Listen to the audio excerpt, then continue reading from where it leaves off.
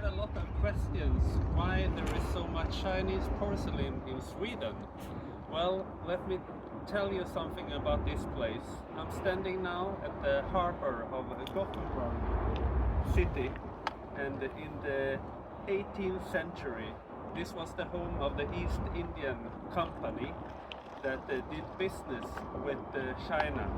From this very water behind me here, there was sailing boats going to Guangzhou in China, buying silks and porcelain and spices, bring back here to Sweden, because porcelain and silks and other luxury goods coming from China was very popular by the noble families in Sweden.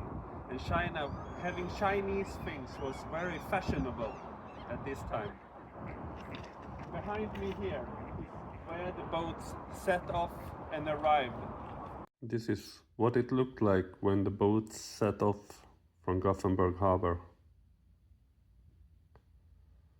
This picture is showing one of the boats' journey from Gothenburg to Guangzhou in 1748. The boat set off in the end of January from Gothenburg up here and traveled around Africa, past Malaysia, up to Guangzhou, and arrived in August the same year. So it took almost 8 months to make the journey from Gothenburg to Canton, Guangzhou. And this is the destination in Guangzhou, the Hongs. And here Sweden had their own Hong in the harbor of Canton.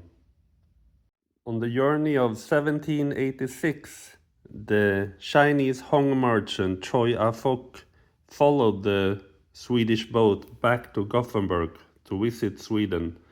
And he is the first Chinese person that ever visited Sweden in 1786.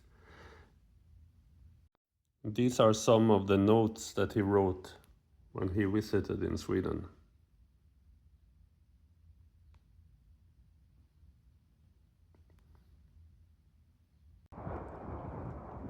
Today I'm here picking up some 18th century blue and white platters, which very possibly was imported and arrived here with the ship in the 18th century. So it's kind of a circle is completed. I was just in the auction house to pick up 2 beautiful blue and white platters. And it's very interesting to think about that these platters most likely came with the boat to this harbor here in the 18th century. And these kind of wares we are very familiar with and handle a lot. This is Chinese export porcelain. They were made especially for the market here in Europe. That's the reason we have a chance to handle so many of these goods, even more common than in China.